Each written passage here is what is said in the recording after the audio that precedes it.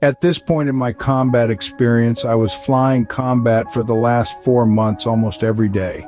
I became very accustomed to the routine and could turn on the rock and roll on Armed Forces radio and listen to it without it interfering with other radio communications going on.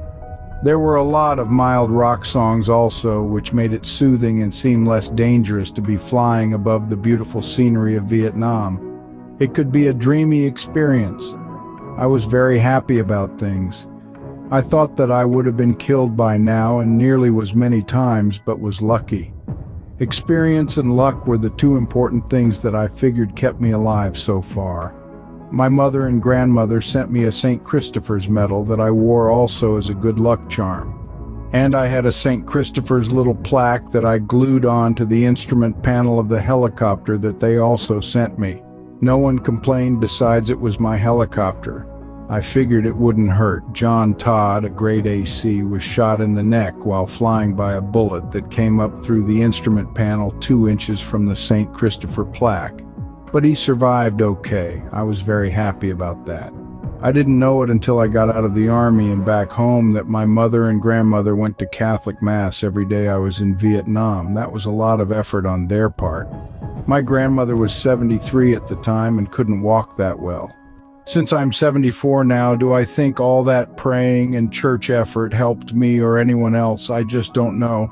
How would anyone know about anything spiritual? I would say that it helped my mom and grandma think that they were doing something to help me, which hopefully made them feel better about the whole situation.